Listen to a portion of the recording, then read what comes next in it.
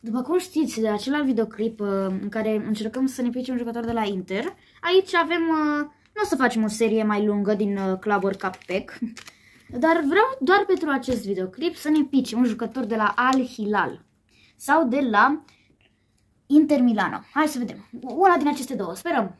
Pachetul, haideți să-l deschidem.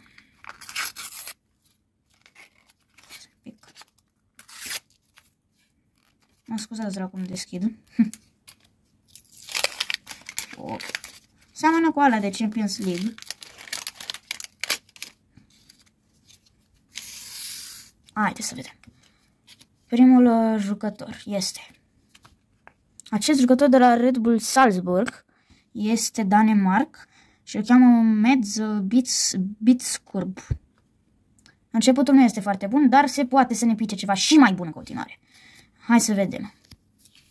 Următorul. Este unul de la Ulsan. Un corean, Hui Yun Lee. Ce nume e ăsta? Ok, nu prea știu să citesc nume coreene. Așa că haideți să vedem. Mai avem 3 stricăre. Hai să... unul de la Pachuca. Argentinian Sergio Barreto. Arată drăguț cardul ăsta. Dezamăgitor până acum, dar mai avem încă 2 carduri care pot să aleagă ceva bune. Hai să vedem. Următorul este tot un cartonaj slab.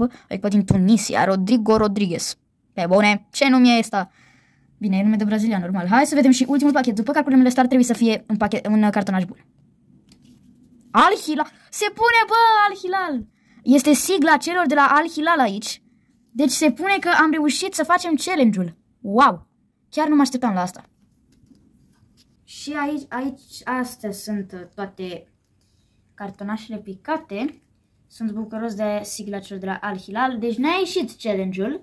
Și trebuie să dați like și, dacă sunteți de treabă, subscribe. Cei care nu sunt abonați, cei care sunteți abonați, dați doar like. Așa că, haideți să alegem ca și la episodul trecut unul care mi-a plăcut cel mai mult. Nu o să punem Al Hilal pentru că Al Hilal nu este un jucător, este o echipă. Așa că o să-l excludem de aici. Avem aici 4 jucători. Primul este acesta, de la unii din Tunisia, după de la Pachuca, după de la Ulsan și după de la Red Bull Salzburg. Sincer, acest jucător de la Pachuca îmi place cel mai mult din acest pachet, pentru că, nu știu, e de la o echipă puternică. Bine, puternică. O echipă cât de cât bună, medium. Pachuca. Așa că, cam acesta a fost pachetul acesta. O să mai revenim cu seria de Champions League, dar măcar am deschis și noi un pachet de Club World Cup, că nu știam cum arată cartonașul de Club World Cup, serios. Așa că, eu am fost Mem17 și ne vedem data viitoare.